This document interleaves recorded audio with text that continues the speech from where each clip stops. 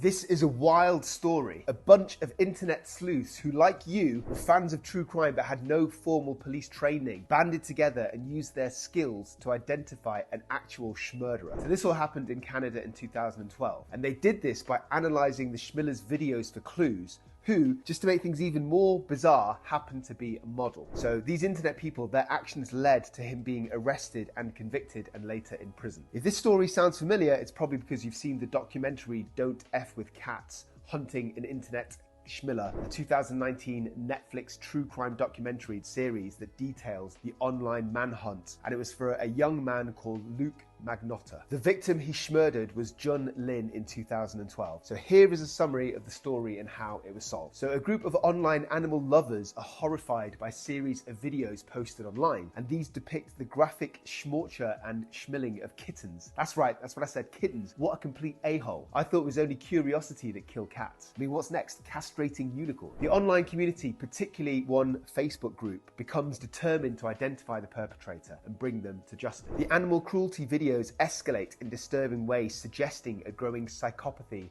in the perpetrator. So the online group fears that this individual will eventually become more emboldened and move on to human victims, and horrifically their fears are tragically realized in May 2012 when he uploads a video depicting the brutal schmurder of Jun Lin, a Chinese international student in Montreal. This video is extremely graphic and disturbing, and the online group, using their combined skills in internet sleuthing, begin a relentless pursuit to identify this killer. So how do they do this? All right, calm down, I was getting to that. They analyze the videos for clues, including background details, identifying furniture, posters, and other objects in the video to try and pinpoint the location. And these guys are actually quite impressively clever. So they notice little details like the model of vacuum cleaner, the cigarette brands, and even the plant species to narrow down the search. And these brave informal detectives were also searching online platforms for any connections to the video of the individual involved. And they eventually identified Luka Magnotta as the prime suspect. Magnotta was an aspiring model and an actor with a history of online activity, including posting about himself and his fantasies. And the online sleuths managed to find a connection between his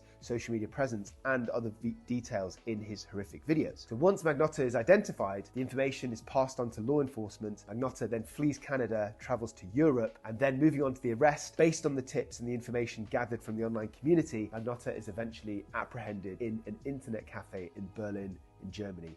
He's extradited back to Canada. And this would have never have happened hadn't it been for these internet sleuths. He was charged with first-degree schmurder amongst other offences, and he initially pleaded not guilty by reason of insanity.